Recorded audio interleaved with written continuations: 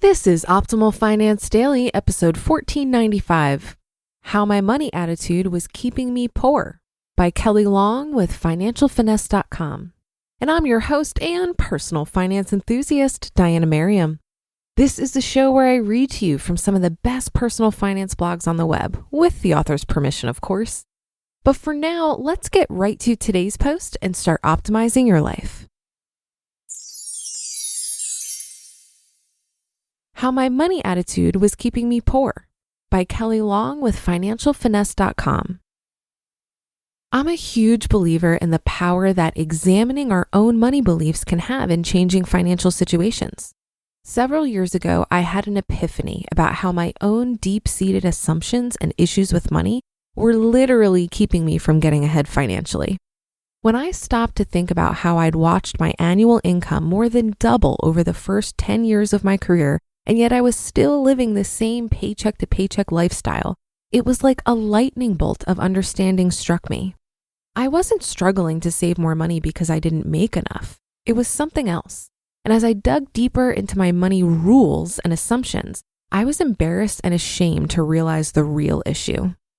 I resented people who were better off than me.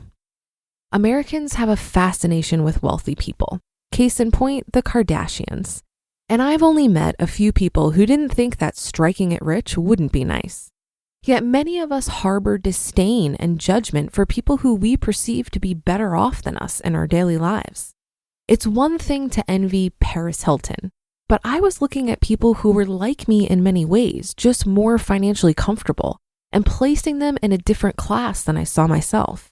This me versus them attitude was holding me back from ever actually allowing myself to get to a point of financial comfort, regardless of how much money I made. I was literally sabotaging any chance I had at getting ahead because deep down inside, I didn't want to be perceived as greedy, selfish, privileged, having it easy, etc. When I was super honest with myself, I admitted that I was harboring those judgments about people who seemed to have their financial act together. And I realized that not only were those judgments not true, they were actually hurting my own financial situation. By challenging these assumptions and realizing that the real difference between those better off than me was more due to a difference in little financial decisions like driving a car beyond the loan payoff date or not buying as much house as they could afford, than them making more money or being greedy and selfish, my situation slowly began to change. A tiny shift. As I started to release my negative feelings about people with money and instead practice an attitude of abundance, gratitude, and we're all in this togetherness, my money situation started to change. My checking account started having more than $100 in it on payday because I wasn't buying my way out of guilt. My savings account reached $1,000 and I let it continue to grow. Something about hitting 4 digits and staying there turned out to be a huge shift for me. I paid off my debt for good and never turned to credit cards again to plug a gap for something I should be saving for. Most importantly, I started thinking of myself as someone who made smart decisions with money in order to give myself financial freedom instead of someone who never had enough. And I stopped looking at others who seemed to have more money than me as greedy and selfish, and instead saw them as people who value financial security as much as I do.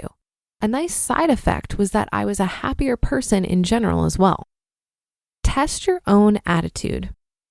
Here's a quick test to see if perhaps you're suffering from a similar subconscious reaction. If you find yourself living paycheck to paycheck, no matter how much you make, ask yourself how you feel when you see someone driving a luxury car like a Mercedes or a Lexus. If you automatically assume the driver must be some rich jerk who thinks he's better than you, you could be suffering from the same money mindset that was holding me back. Assuming the driver didn't just cut you off in traffic, then I don't care what kind of car they're driving, they're a jerk. Make the shift. To overcome it, start to become more mindful of your internal dialogue when it comes to financial security. Then start to change it. Rather than, oh, I could never afford that, start asking, how can I afford that? The next time you catch yourself saying, that would never be me, ask yourself, why not? As you start to answer those follow-up questions and take the time to be really honest with yourself, you'll start to see a subtle shift in the way you handle money. Let your savings account cross that $1,000 mark and get used to it. Don't be surprised if eventually you start to realize that $1,000 really isn't that much, while also honoring the work it takes to get there. Question your assumptions about carrying debt. There's no rule that says we always have to have a car payment or credit card balance. That's all it takes. A 1-degree shift that gets you further and further on a new course will eventually take you to an entirely new place financially. You just listened to the post titled How My Money Attitude Was Keeping Me Poor by Kelley Long with FinancialFinesse.com. And now, after years of fine print contracts and getting ripped off by big wireless providers, if we've learned anything, it's that there's always a catch. So when I first heard that Mint Mobile offers premium wireless service starting at just $15 a month, I thought, what's the catch? But after speaking with them and using their service, it all made sense. There isn't one. Mint Mobile's secret sauce is that they're the first company to sell wireless service online only. By cutting out retail stores, there's no crazy overhead costs that get passed down to you in the form of mystery fees. Instead, Mint just passes on sweet savings directly to you. My boyfriend, otherwise known as my Midwestern gentleman, and my best friend, hey Mama Lynn, I'm talking about you, both use Mint and rave about how much money they're saving. Lynn told me that she prepaid for an entire year in advance for $180. That's an insanely good price. All plans come with unlimited talk and text plus high-speed data delivered on the nation's largest 5G network. Use your own phone with any Mint Mobile plan and keep your same phone number along with all your existing contacts.